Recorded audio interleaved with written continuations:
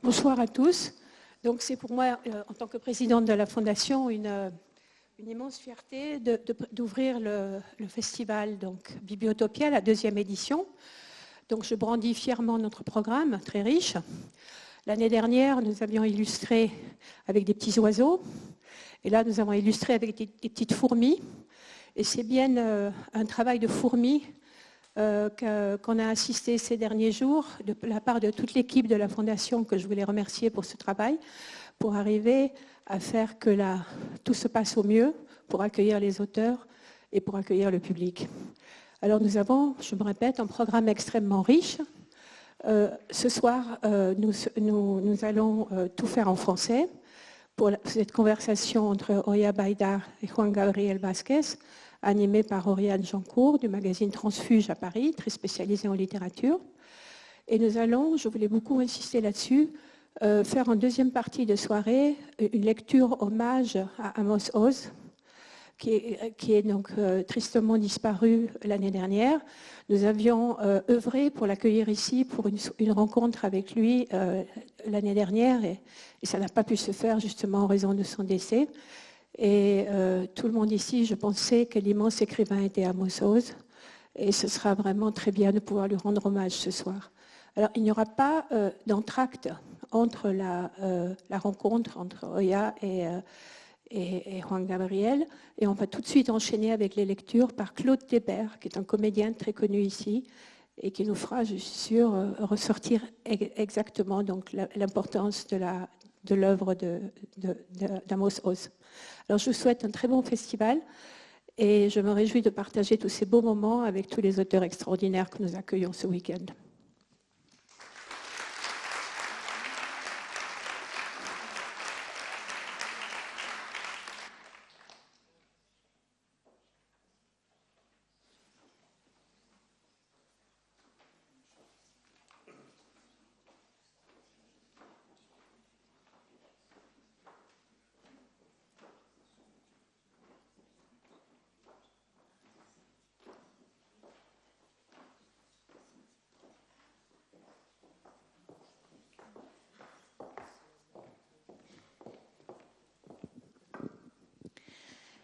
Bonsoir à tous. Eh bien, moi aussi, je suis ravie d'animer cette première soirée d'ouverture du festival Bibliotopia. Et nous la commençons avec un sujet grave et un sujet passionnant, un sujet qui hante beaucoup la littérature et particulièrement celle des deux écrivains présents sur cette scène, qui est l'histoire et plus particulièrement les zones obscures, les replis sombres de l'histoire. Alors, Oya Baïdar, bonsoir, merci d'être là.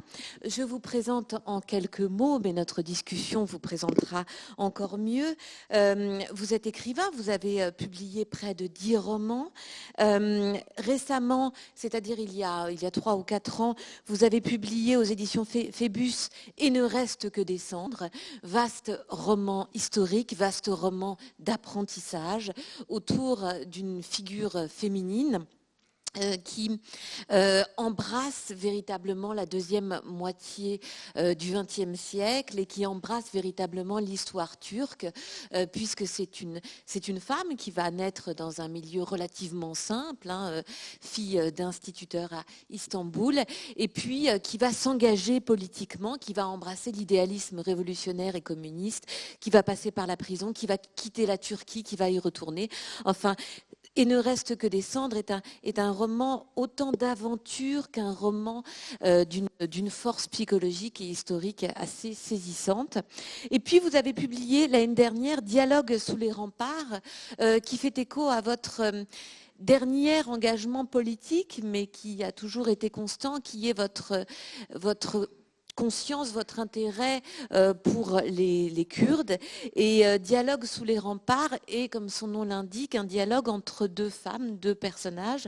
L'un qui vous ressemble beaucoup, qui est donc une intellectuelle turque aujourd'hui, et l'autre qui est une amie kurde. Alors vous me disiez justement là que c'était un personnage inventé, mais qui était une construction de différents personnages et qui s'interroge avec vous il y a quelques années sur, voilà, sur ce qu'est devenu le combat que vous avez partagé ensemble, le combat pour la cause kurde et puis la paix possible entre Turcs et Kurdes. Voilà, c'est un livre extrêmement fort et qui marque ce qui a toujours marqué votre travail, c'est-à-dire le lien profond entre l'engagement politique et la littérature et aussi ce questionnement permanent de l'engagement qui traverse votre œuvre. Donc Yaba Haidar, merci beaucoup d'être là. À vos côtés, Juan Gabriel Vasquez. Alors, vous êtes colombien, vous avez publié aussi un certain nombre de romans. En France, Le bruit des choses qui tombent en 2011 a été un très grand succès. Vous y interrogiez la violence colombienne. Et puis, plus récemment, Le corps des ruines, qui est paru il y a 2 ou 3 ans, je crois, en France, et qui est un roman historique qui, à bien des égards, ressemble au roman de Yaba Haidar, parce qu'il y a là aussi des personnages qui embrassent non pas l'histoire turque, mais l'histoire colombienne, qui incarnent par leur récit, par leurs mensonges aussi, puisqu'il est beaucoup question d'invention historique dans ce livre, toute la deuxième moitié du siècle colombien, avec, comme l'histoire turque, ses violences, ses guerres rentrées, ses guerres avouées, et ces espoirs difficiles de paix qui marquent beaucoup la Colombie d'hier et d'aujourd'hui, puisqu'il est donc question dans Le corps des ruines de conspiration. Conspiration d'abord autour d'un fait extrêmement fort dans l'histoire turque, qui est le 9 avril 1948. Colombienne, pardon, il fallait le faire, je l'ai fait. 9 avril 1948, dans l'histoire colombienne, l'assassinat de Gaëtan, que vous comparez à l'assassinat de Kennedy aux États-Unis, qui est finalement Gaëtan et ce grand espoir politique colombien qui a été assassiné, et depuis beaucoup d'idées, de conspirations circulées, et vous partez de cet assassinat et de différents personnages autour de cet assassinat pour vous-même vous lancer dans des possibles idées conspirationnistes avec des personnages très forts, notamment le personnage de Carballo, qui va devenir à la fin du livre un personnage central. Mais je vais commencer par vous poser une question justement sur ce rapport à l'histoire, parce qu'il y a une idée qui est très forte dans vos 2 œuvres, c'est cette idée que finalement, on ne peut construire une conscience politique contemporaine et peut-être une conscience d'écrivain qu'en étant habité par l'histoire. Est-ce que c'est une chose qui est importante et qui vous accompagne lors de l'écriture ? Oui, d'abord je dois m'excuser pour mon français qui est loin d'être parfait, mais vous allez comprendre. Oui, ça me suit comme écrivain, les notions politiques et le politique de notre pays aussi. Et je me suis étonnée quand j'ai lu les romans de Vasquez, je me suis étonnée que nous avions les mêmes thèmes, à peu près les mêmes thèmes, et nous sommes différents de d'autres langues, différentes expressions, de style, mais ce sont toujours les mêmes sujets qui nous occupent. Comme le titre de notre session, c'était dans les replis sombres de l'histoire. sombre de l'histoire, j'ai pensé que nous nous sommes choisis parce que, à cause de cette ressemblance.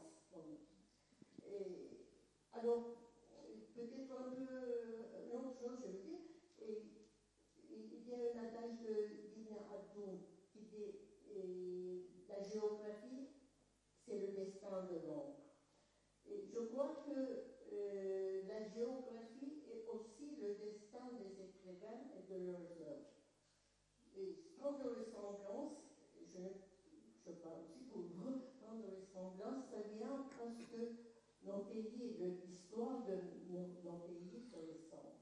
Il y a un ami turc, un écrivain aussi, qui disait, chez nous en Turquie, l'histoire n'est jamais histoire, ne devient jamais histoire. Ça se continue toujours. Le drame, la tragédie qu'on vit dans le pays, ça se répète. On ne peut pas les enlever. l'histoire. C'est pour ça, quand j'écris, c'est toujours cette histoire qui me poursuit. Ça poursuit. Je ne peux pas m'échapper du passé, de ce qui se passe, parce que on nous fait oublier. C'est aussi un sujet commun chez moi, la mémoire et l'oubli. La mémoire et l'oubli. On nous fait oublier tout. Nous oublions, oui, mais on nous fait oublier aussi. Personnellement, oui, comme individu, mais aussi socialement. La société, le gouvernement, les gouvernements, les États nous font oublier tout. Alors, quand on oublie, quand on évalue dans les coins sombres, obscurs de l'histoire, ce qui se passe, c'est que c'est comme une plaie qui n'est pas guérie, un accès qu'on n'a pas pu relever, et ça pue toujours. Ça pue toujours. Et le trauma, c'est juste traumatise une vie, et ça continue. Et le peuple ne peut se concilier avec soi-même. Le peuple, comme les personnes d'ailleurs. Et quand il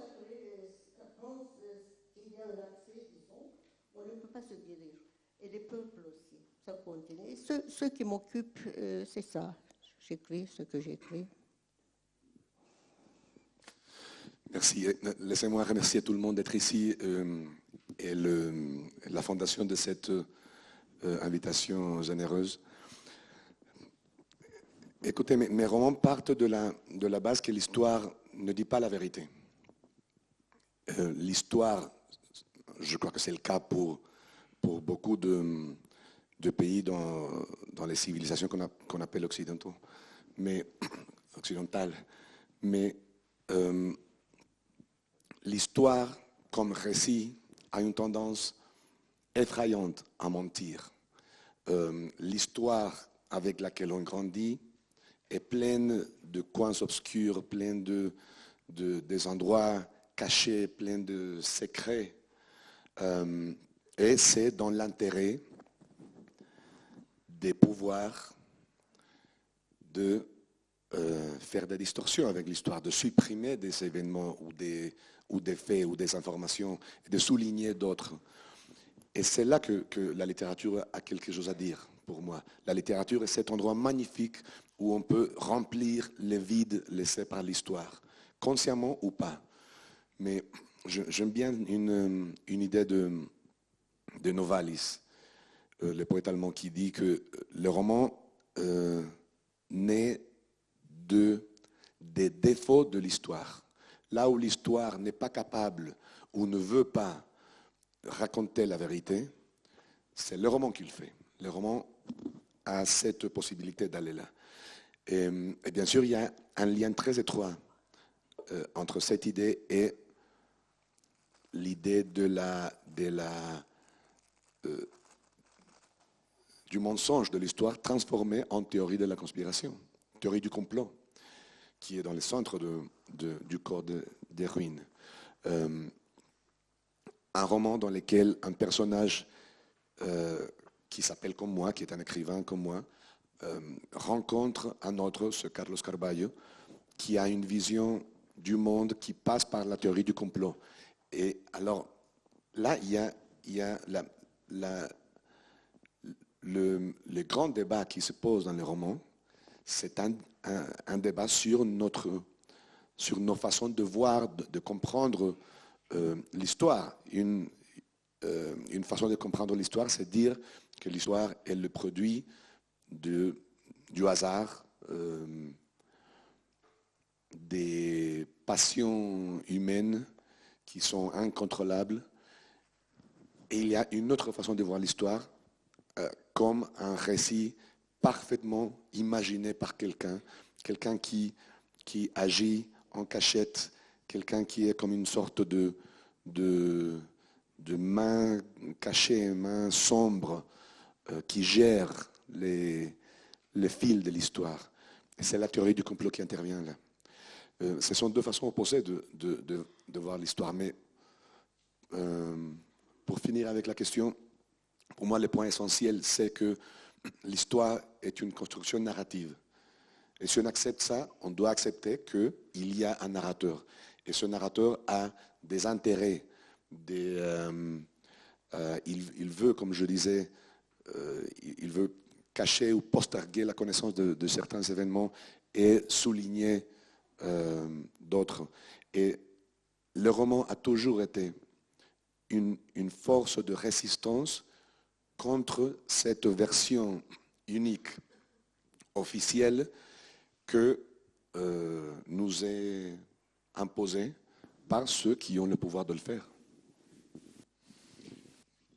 L'histoire officielle. Voilà, Oui, c'est ça. c'est l'histoire officielle. Et chacun a son histoire officielle, chaque parti, d'ailleurs. Mais vous savez, on a même des citations semblables. Vous avez parlé d'un écrivain qui disait que l'histoire... Ne devient jamais histoire. Voilà. Et moi, j'ai beaucoup travaillé. J'ai travaillé pendant l'écriture de ce roman avec une citation de William Faulkner, un de mes écrivains préférés, qui disait « Le passé n'est pas mort, il n'est même pas passé. » Donc le passé reste avec nous, le passé agit avec nous. C'est une sorte de fantôme présent, toujours présent. Alors, Oya Baydar, votre résistance à l'histoire, elle est particulièrement forte sur les années révolutionnaires. Parce que quand vous racontez les années révolutionnaires d'Ulku, donc votre personnage féminin, qui va embrasser la cause communiste, qui va y croire et puis qui va peu à peu s'en détacher et vivre certaines désillusions, eh bien à travers ce personnage-là, à travers ce récit-là, on voit toute l'ambiguïté, toute la complexité de ce qu'a été cet idéal pour toute une jeunesse, non ? Et ce n'est pas peut-être la complicité de l'idéal. C'est ce que nous avons... C'était une, comment dire, pas une fantaisie, mais c'était le paradis pour nous. Il y aura un paradis, c'était une utopie. L'utopie, ça reste toujours d'ailleurs. Pour moi aussi, l'utopie, ça reste. Mais et quand on voit, moi j'ai vécu un peu à l'Union soviétique, la Russie, et quand vous voyez ce qui se passe, quand vous commencez à penser, et quand vous vous questionnez vous-même, alors vous disiez non, il y a quelque chose qui ne va pas. Ce n'est pas ça. Je ne suis pas soldat, je n'ai jamais conçu comme ça. Ce n'était pas ça. Beaucoup de gens ont perdu leur vie pour cette cause. Pour d'autres causes, ça peut être une autre cause d'ailleurs. Beaucoup de gens se sont sacrifiés pour cette cause, la vie ou le reste.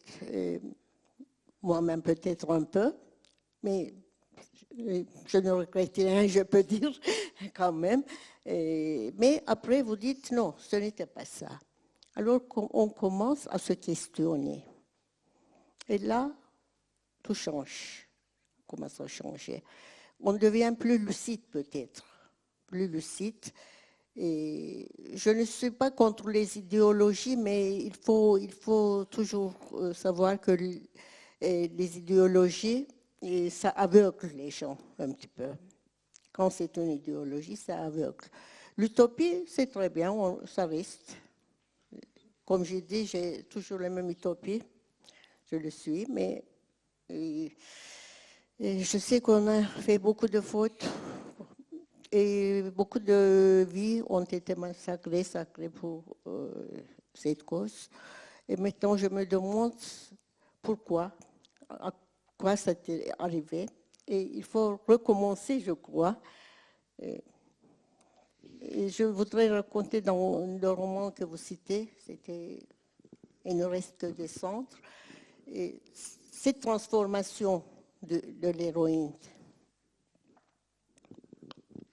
Et Dialogue sous les remparts aborde aussi cette question-là, cette question de la cause perdue. Et on se demande d'ailleurs, mais quand la cause a disparu, quand on a traversé cette épreuve de lucidité, qu'est-ce qui reste ensuite à la marge du sentiment historique? La mélancolie, la pensée? Ne disons pas désespoir, plutôt disons mélancolie, oui.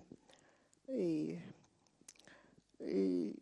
d'ailleurs, si on est un peu vieux, moi je suis vieille, Et, et c'est un sentiment d'absence. Je ne suis pas arrivée. Et à cet âge, je ne peux pas recommencer. Je ne peux rien faire. Ce n'est pas du regret, mais ça met de la mélancolie un peu. Mais dans le livre, dans les dialogues, c'est un peu autre chose. Et il y avait vraiment un massacre des Kurdes. Il y a 2 années, 3 années, il y a eu un massacre des Kurdes en Turquie. Et c'était l'organisation armée des Kurdes, oui. Ils avaient aussi beaucoup de tort. Ils ont fait beaucoup de mal. Mais c'était l'État qui les a massacrés. C'était des enfants, vraiment des enfants. Ils combattaient. Et en voyant ça, un auteur, un écrivain, disons engagé comme moi, on ne peut pas rester tranquille. Alors, je suis devenue malade, vous savez, vraiment malade, et 2 mois à peu près, quand j'ai vu tout ça. Parce que les villes détruites, les gens morts, les enfants, et les blocages des villes, et tout le reste. Et j'ai écrit ça pour me guérir, je peux dire. Parfois on fait ça. Pour se guérir, on écrit. Moi, je crois que je le fais tellement, tout le temps. Pas tout, mais mes romans, quelques romans de moi, c'était pour me guérir en réalité. Et ça, les dialogues aussi. Alors, Juan Gabriel Vázquez, vous faites dire à un moment à un de vos personnages la fameuse citation de Napoléon « On ne peut comprendre un homme que si on comprend le monde dans lequel il vivait à 20 ans ». Alors, on y pense beaucoup en lisant évidemment « Et ne reste que des cendres » où vous faites revivre le monde de vos 20 ans. Mais est-ce que vous pensez, c'est une question que je vous poserai à tous les deux, parce que Juan Gabriel Vázquez, vous dites aussi, moi quand j'avais 20 ans, c'était 1993, c'était l'assassinat d'Escobar et c'était la violence partout en Colombie. Est-ce que vous pensez que c'est cette expérience de vos 20 ans qui fait que même aujourd'hui, quand vous écrivez sur l'histoire, vous cherchez encore les racines de la violence? Disons que c'est le moment de la vie où la violence colombienne m'a touché de plus près, où j'ai cohabité avec la violence d'une façon directe. Une des questions posées par les romans, c'est la façon dont on hérite d'une histoire violente, dont le passé violent, même si l'on ne l'a pas vécu, est capable de traverser des générations et de toucher nos vies. Et donc, le roman parle de 2 assassinats, un en particulier qui est arrivé en 1948 et un autre qui est arrivé en 1914. Mais le roman est raconté du point de vue d'un écrivain qui parle et fait ses enquêtes en 2005, entre 2005 et 2012.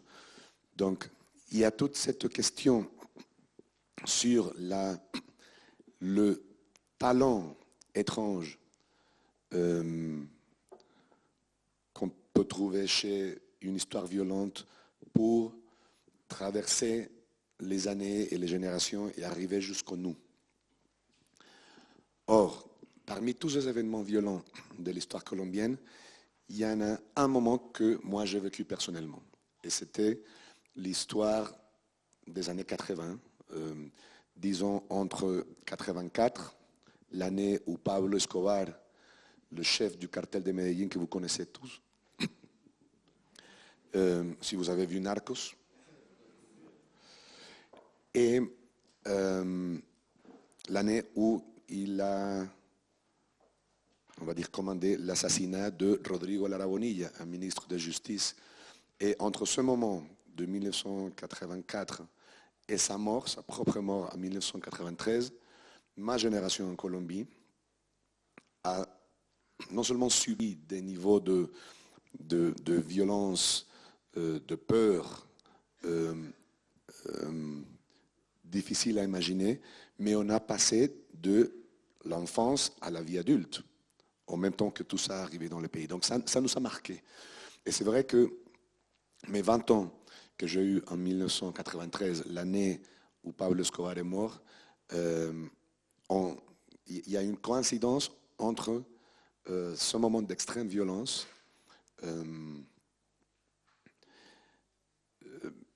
le mois où j'ai eu 20 ans, j'ai passé juste à côté d'une bombe que Pablo Escobar avait mis devant la Chambre du commerce dans sa grande campagne de terrorisme contre l'État colombien.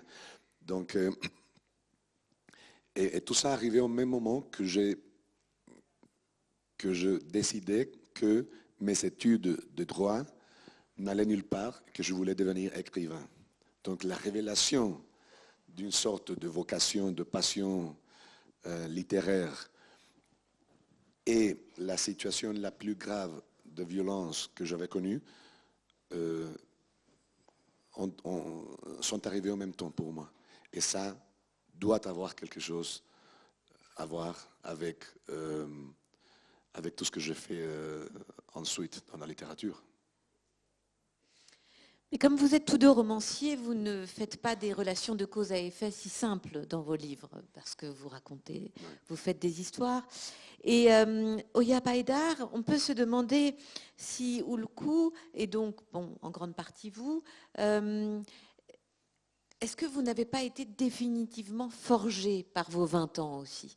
Est-ce que par vos 20 ans, est-ce que vous ne restez pas, pour reprendre la phrase de Napoléon, est-ce que cette époque des années 70, qui est fondamentale et ne reste que des cendres, vous a quand même fondamentalement formé pour votre engagement d'aujourd'hui?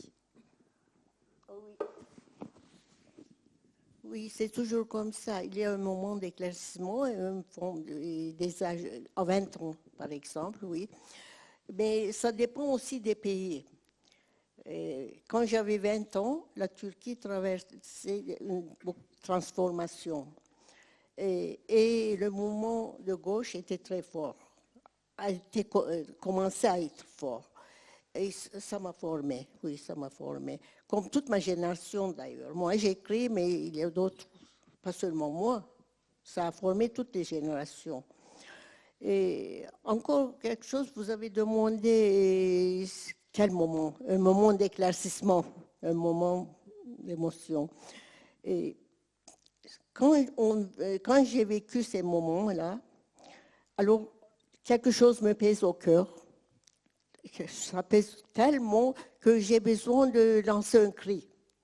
Et tout ce que j'ai écrit après, tous les romans que j'écris, c'est un cri pour moi, un cri. Je suis un petit peu différent de Vasquez dans ce moment. C'est un cri pour moi. Et il y a un autre roman qui a été publié aussi en français, Parole perdue. Parole perdue, par exemple, c'était la terreur. La terreur, c'était partout. Le terrorisme, la terreur, ça m'a pesé tellement. J'ai perdu mes amis, mes camarades. Ça m'a pesé tellement que je pouvais faire quelque chose, seulement écrire. Écrire, ça me soulage. Et puis le roman dont vous parlez, Il ne reste que ce centre, c'est en réalité un roman sur le pouvoir en toutes ses formes. Le pouvoir qui nous oppresse en toutes ses formes, le pouvoir d'État, le pouvoir des hommes, le pouvoir sexuel. Et moi, je trouve que le pouvoir en toutes ses formes, et ça ronge l'être humain.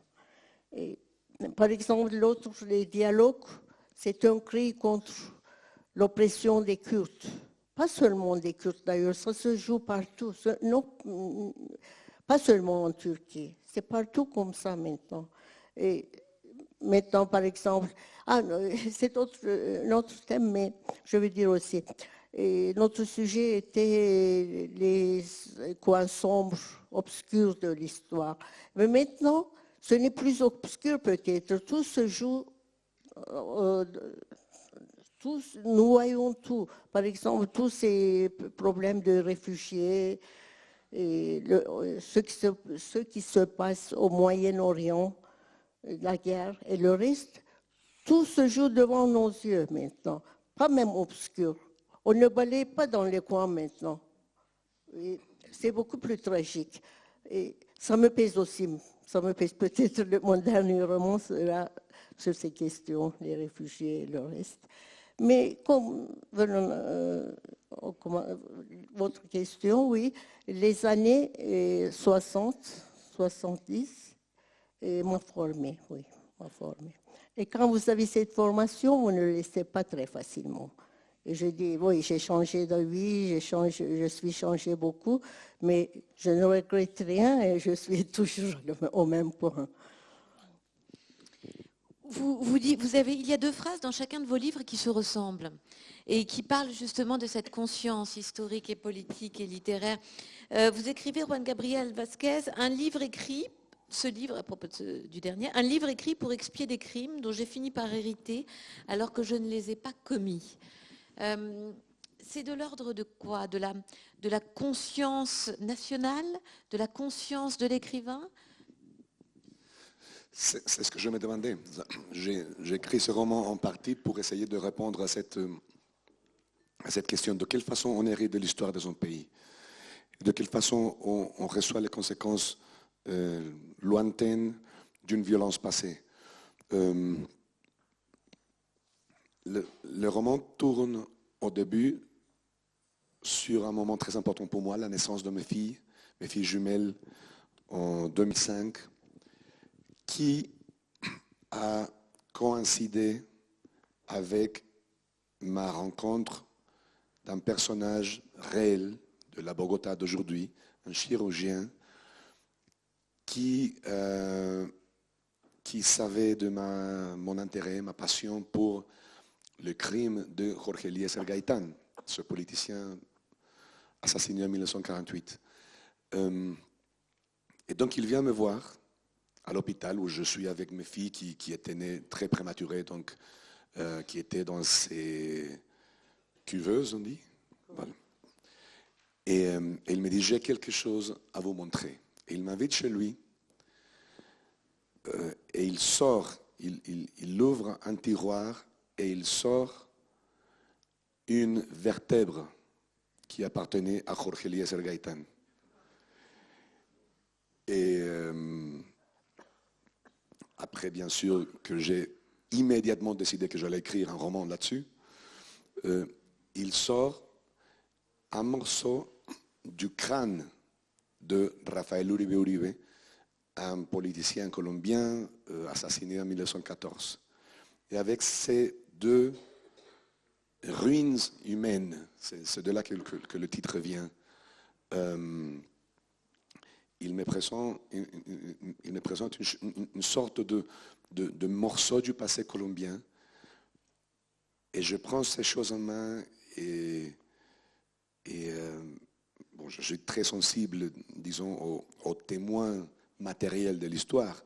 J'ai passé 1 heure avec lui à parler des raisons pour lesquelles il avait ces choses chez lui. Et ensuite, je rentre à l'hôpital et je prends mes filles dans mes mains, qui pesaient 1100 grammes, quelque chose comme ça.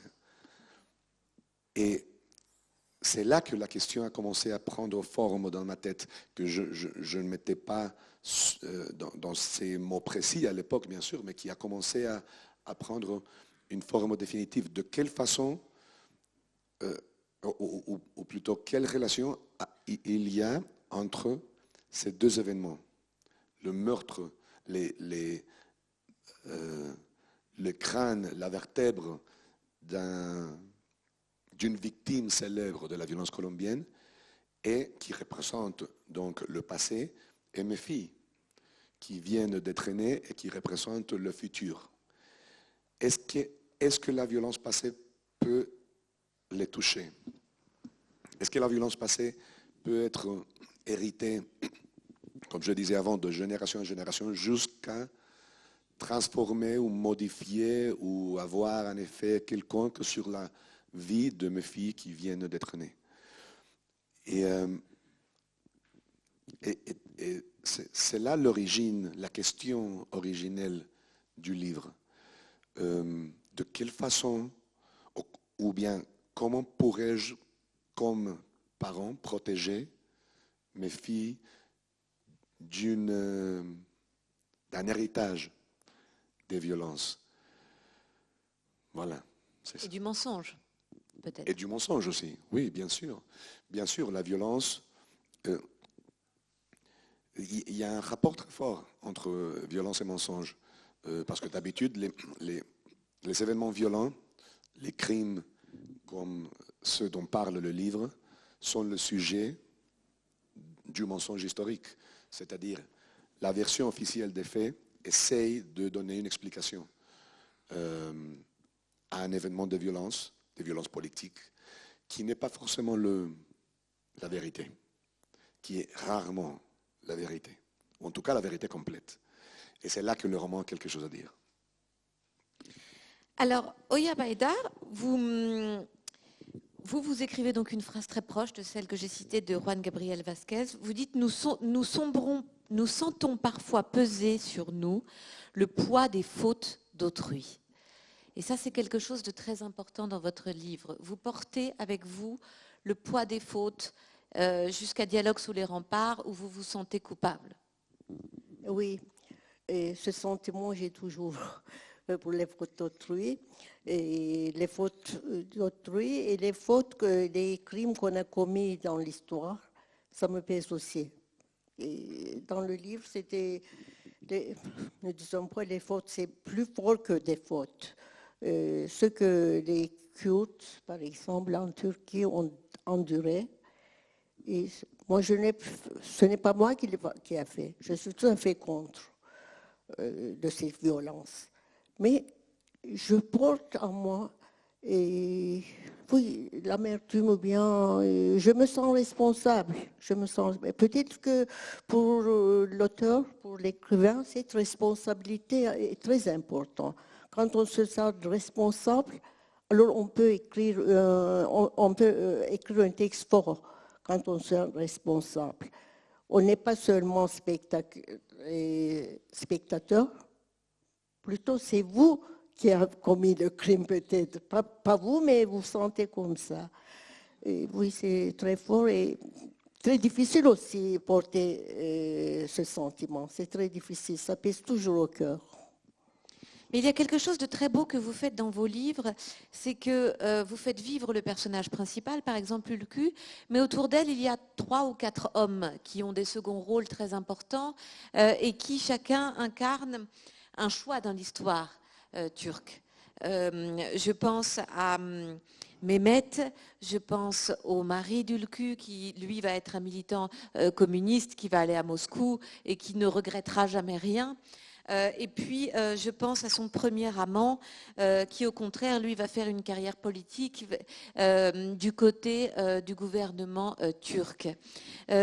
Pourquoi vous vouliez comme ça faire vivre ces... Et puis, il y a le fils, évidemment, d'Ülkü qui va poursuivre le combat dans les années 90 et connaître une fin tragique. Pourquoi vous vouliez comme ça faire vivre ces différents hommes qui incarnent différents choix politiques et existentiels? Et parce que c'est la réalité. C'est la réalité. Et ces hommes existent. Et ça existe autour de Ülkü. Moi, personnellement, j'ai beaucoup de camarades qui sont différents, qui viennent des lignes politiques différentes. Il y en a beaucoup. C'est la réalité. Et pour voir le tableau dans son ensemble, il faut que tous ces personnages y restent. Si on raconte seulement Ülkü, par exemple, et son mari et je ne sais quoi, son amant, ce n'est pas un panorama de la Turquie. Et tous ces personnages se complètent. J'avais besoin de tous ces personnages pour écrire le roman. D'ailleurs, il y a tous ces personnages, toutes ces personnes autour de moi, d'ailleurs. Et qui permettent aussi à Ülkü, d'ailleurs, de définir qui elle est par rapport à eux. C'est ça définir quoi de se définir par rapport à eux. Elle oui, est aussi c'est par ça, rapport de à se eux. définir par eux. Oui. Et Juan Gabriel Vázquez, je l'ai dit, bon, l'un des personnages les plus fascinants, si ce n'est le plus fascinant, c'est évidemment Karbalo. Et est-ce qu'on pourrait dire qu'il est l'opposé de l'écrivain et qu'il est d'ailleurs une figure très propre à notre époque. C'est-à-dire que c'est quelqu'un qui vit dans ses délires sur l'histoire. Et comme souvent dans les romans, on découvre que même le fou peut avoir raison. Et en l'occurrence, Carvalho est un personnage assez extraordinaire pour ça, non? Et c'est le seul personnage complètement imaginaire, disons, du roman qui tourne autour de deux personnages réels, les politiciens assassinés. Et Carvalho, c'est exactement comme vous dites, c'est le véhicule pour parler. Est-ce que ça marche? Oui. Pour parler d'une vision de l'histoire qui n'est pas la mienne, qui consiste à croire à des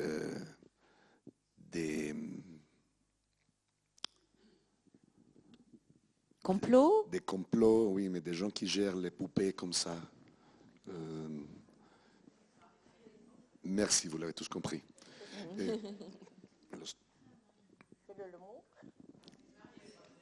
Le marionnettiste. Marionnettiste, Marionnettiste. merci. Voilà. Marionnettiste. Le roman a été publié en fin 2015 en Colombie. L'année suivante, Donald Trump a été élu président des États-Unis et une sorte de changement de vue général sur tout le monde a commencé à faire une sorte de carrière. La vision du complot. L'idée que, très liée au développement technique de notre époque, aux réseaux sociaux en particulier, l'idée qu'on peut passer une mensonge par une vérité avec une facilité qu'on n'avait jamais vue dans l'histoire humaine. C'est la première fois dans l'histoire où on a inventé une façon d'imposer une réalité fictive, une réalité qui n'existe pas, sur la réalité des faits, la réalité évidente que les sens peuvent constater. Post-truth. C'est la post-vérité, exactement. C'est exactement ce que j'allais dire. Et c'est une possibilité effrayante pour nous. Oui. Ça a changé notre façon d'agir comme des citoyens, notre façon de voter, notre façon de faire de la politique, notre façon de comprendre notre rôle dans nos sociétés. Le roman ne parle pas de réseaux sociaux, ne parle pas de post-vérité. Il s'agit d'une autre sorte de théorie du complot qui consiste à voir dans les moments obscurs de notre histoire toujours une version différente de l'histoire officielle parce qu'on n'a pas de confiance en l'histoire. Mais d'une certaine façon, les deux éthiques, on va dire, se touchent. La vision de notre vérité commune et la version de ce qu'on appelle notre histoire commune comme des constructions trompeuses, on peut dire, et vraiment très dans le centre de notre expérience comme des citoyens contemporains. Et c'est une des inquiétudes qui a traversé toute l'écriture du roman, incarné dans Carlos Carvalho, ce personnage, qui, à la fin du livre, vous allez voir, si vous avez la patience pour y arriver, se révèle avoir des implications et des raisons et des origines assez personnelles. Et tout ça pour retourner à votre première question. L'histoire, la seule façon de vivre l'histoire, c'est une façon personnelle, intime. C'est ce que croyons nous, les romanciers. Alors, je ne vais pas monopoliser la parole. Est-ce que vous avez quelques questions pour nos deux écrivains ou l'un des deux? Des micros circulent dans la salle, donc n'hésitez pas à faire signe et ils viendront à vous. Madame.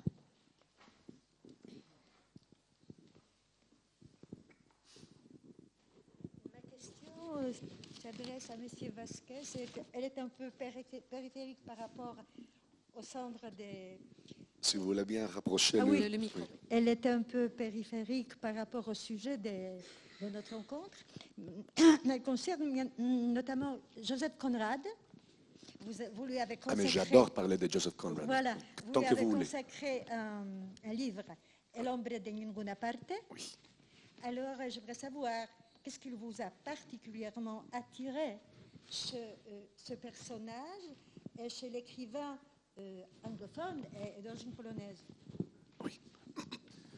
Oui, c'est vrai. Alors, j'ai fait une petite biographie. Ce livre est une petite biographie de Joseph Conrad qui m'a été demandé par un éditeur qui connaissait ma passion particulière pour cet écrivain.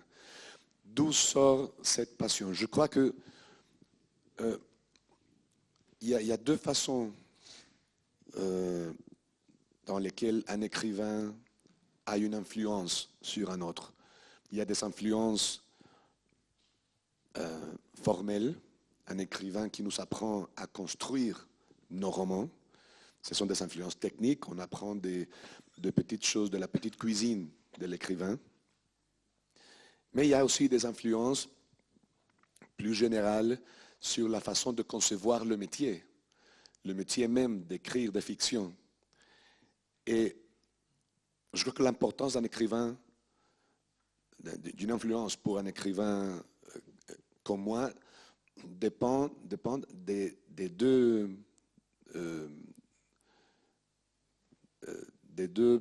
façons dans lesquelles certains écrivains m'ont influencé.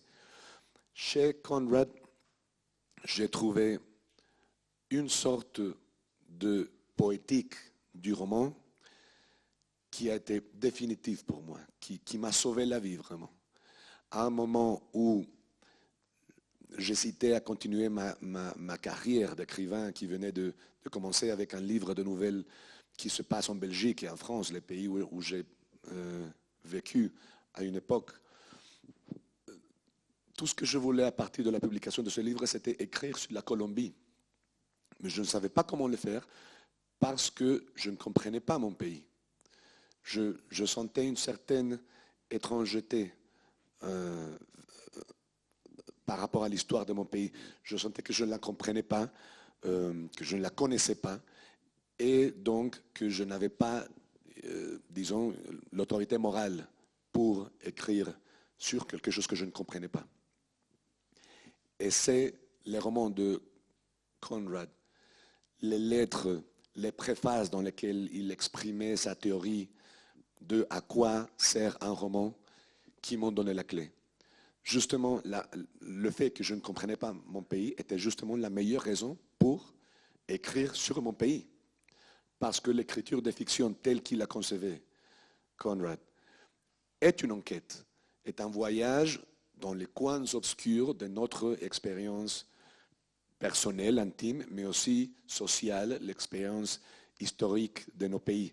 Et quand j'ai compris ça, grâce à ces romans, j'ai commencé à écrire sur la Colombie et je ne suis jamais ressorti de mon pays dans la fiction. Donc ça a été très important pour moi. Et après, la construction de ces romans, et en particulier deux, Au cœur des ténèbres, que j'ai traduit en espagnol. J'ai eu le plaisir et le défi de traduire Le corps des ténèbres à l'espagnol. Et Lord Jim, un roman extraordinaire qu'il a publié en 1902, fonctionne de la même façon, comme des enquêtes, sur la vie ou la réalité de quelqu'un d'autre. Il traite les autres comme des mystères. Les gens qui nous entourent sont des gens pleins de secrets et il faut mener une sorte d'enquête personnelle pour arriver à la vérité de quelqu'un d'autre. Et je suis tombé amoureux de cette forme, de cette stratégie. Et presque tous mes romans fonctionnent de la même façon. Je crois parce que c'est comme ça que je fonctionne dans la vie. C'est-à-dire, une des raisons pour lesquelles j'écris des romans, c'est à cause d'une curiosité vorace pour la vie des autres, pour la vie cachée des autres. Et dans les bruits des choses qui tombent et dans le corps des ruines, c'est comme ça que le roman marche. Ce sont des enquêtes sur la vie, des enquêtes menées par quelqu'un sur la vie de quelqu'un d'autre.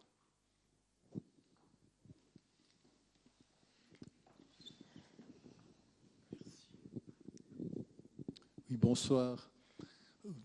Vous venez tous les deux de pays extrêmement violents. En Colombie, disons que les massacres, autant que je sache, s'adressent aux cibles, particulièrement ce qu'on appelle les défenseuses et défenseurs des droits humains. En Turquie, depuis quelques années, on assiste à ces vagues successives de purges, purges dans la police, purges dans l'armée, purges chez les journalistes et, pour en venir à vous, plus particulièrement, purges dans les milieux intellectuels.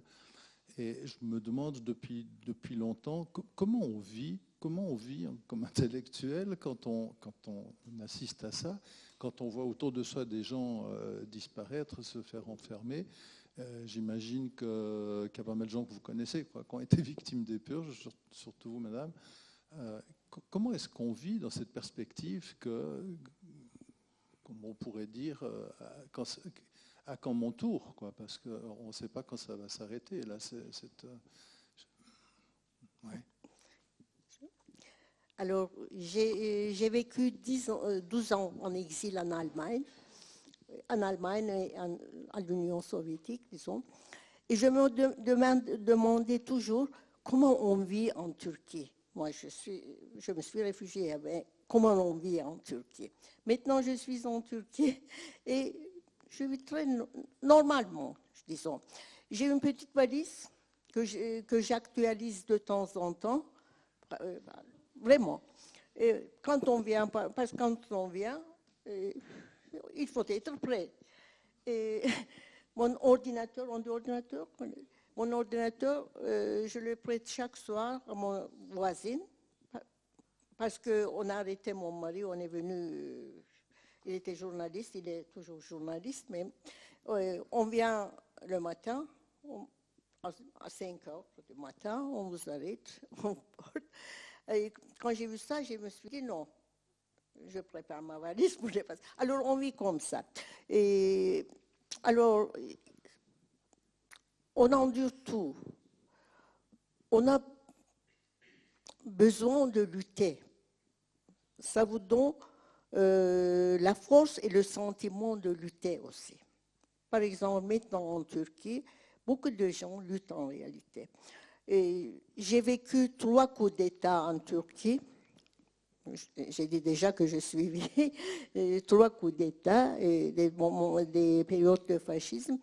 Ce qu'on vit maintenant, c'est tout à fait autre chose. Tout à fait autre chose. C'est ce que vous avez raconté, c'est post-truth. On ne sait jamais. Et la Turquie n'a été jamais un État de droit, mais c'était au moins un État de loi. Maintenant, ça n'existe plus. Il n'y a pas de loi. C'est tout à fait l'arbitraire. On vient, on s'arrête. Pourquoi? Il y en a beaucoup de journalistes maintenant, beaucoup de camarades en prison. Ils restent là. Ils ont parfois, ils leur donnent 10 ans ou bien à vie, prison à vie, est-ce qu'on peut? Oui.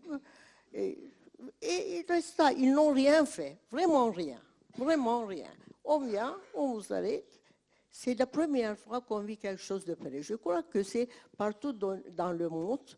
Et ça a commencé une sorte de fascisme, mais pas le fascisme du XXe siècle. C'est tout à fait autre chose. Chez nous, c'est, vous savez, et on vit toujours. On vit toujours. Et comment on vit? Et on n'a plus peur, je peux dire. On n'a plus peur. On ne s'inquiète pas beaucoup. Oui, ils viendront, ils feront ça. Moi, je vais continuer ma vie et je vais lutter. Chez vous, je ne sais pas comment on vit, mais chez nous, comme ça. Eh bien, comment est-ce qu'on vit? Je crois que il n'y a pas trop de possibilités, il n'y a pas trop d'options pour un écrivain. On a que la parole. Et Et ce qu'on fait, je crois, c'est développer, en tout cas c'est mon cas, on développe une sorte de division interne. On est des romanciers, mais on devient aussi des journalistes qui font des chroniques, qui donnent des opinions, qui participent à des débats, qui utilisent la présence publique du romancier pour pour dénoncer, pour essayer de signaler les coupables, ou les responsables bien directs ou indirects, pour transformer une idée qui peut être anachronique, mais à laquelle je crois, pour transformer l'engagement de l'écrivain en influence réelle sur le monde. Les romans, dans un pays comme le mien, n'ont pas d'influence dans le monde politique. Les romans peuvent, à la limite, changer les consciences des individus. Mais ces transformations prennent beaucoup de temps, trop de temps, pour arriver à un vrai changement social. Et donc, ce qu'il faut changer,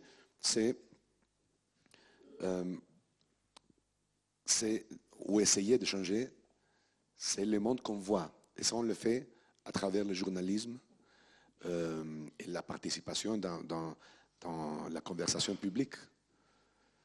C'est tout ce qu'on peut faire. Bonsoir, c'est là. Je vous ai écouté avec vraiment passion. C'est très très intéressant ce sujet, les coins obscurs de l'histoire.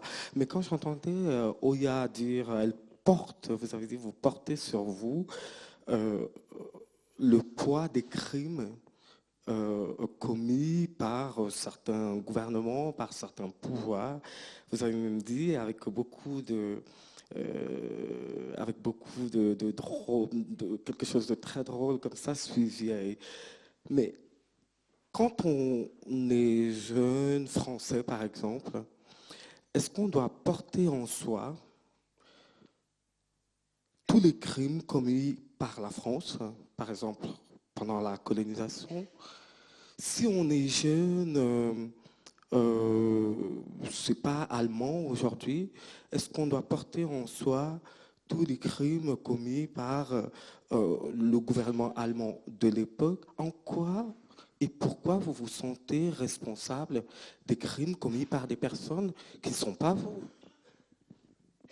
Oya Baïdar, vous voulez répondre? Alors, est-ce que vous pensez qu'il nous faut absolument porter cette culpabilité des crimes commis avant la naissance, voilà? Vous pouvez la porter ou non, je ne sais pas, mais je la porte, oui. Est-ce que, par exemple, le génocide arménien est quelque chose qui vous... Oui. Oui, le génocide arménien, chez nous, oui. Et ça m'intéresse. J'ai la culpabilité du génocide arménien aussi. Il faut porter cette culpabilité, si vous me demandez. Il faut porter cette culpabilité. L'écrivain, l'auteur doit porter cette culpabilité pour tous les massacres, pour tous les crimes et que sa nation a commis. Son État a commis. Je suis turque, de nationalité turque, disons. C'est peut-être drôle, mais je porte cette culpabilité parce que je suis turque. Parfois, ça me fait mal, vraiment, ça me fait mal parfois. Étant turc, ça me fait mal parfois quand je pense au génocide arménien et tout. Ce n'est pas les Kurdes, les Arméniens, tout le reste, les communistes aussi. Ce n'est pas seulement les ethnicités, les communistes aussi. Quand je parle moi-même, et quand je pense à tout, je porte cette culpabilité. Et je crois que j'aime cette culpabilité, disons. Ça m'apporte beaucoup. Je peux écrire, et quand je porte en moi cette culpabilité, je porte le cœur, je peux écrire mieux. De tout cœur, je peux l'écrire aussi. Juan Gabriel Vasquez, en quelques mots, pour répondre à la culpabilité. J'étais en train de réfléchir. Non, je crois que j'ai beaucoup de peine à imaginer. C'est-à-dire, je comprends l'idée et, disons, la position morale que je respecte beaucoup de Oya, mais je trouve que si elle a souffert les crimes historiques de son pays, c'est parce qu'elle ne les a pas commises, n'est-ce pas? Et donc, jusqu'à quel point on peut parler de recevoir une culpabilité? Est-ce qu'on parlait plutôt d'une responsabilité comme des intellectuels qui essayent de contredire les versions fausses? Oui, la responsabilité, c'est mieux, je crois, comme on porte la N'est-ce pas? responsabilité.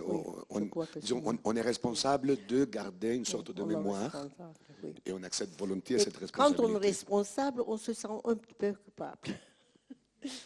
Ça, c'est l'objet du prochain débat. C'est très intéressant. Écoutez, merci à vous deux.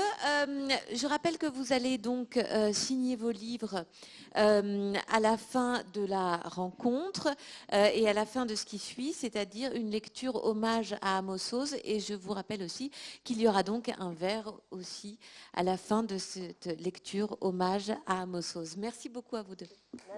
Merci beaucoup.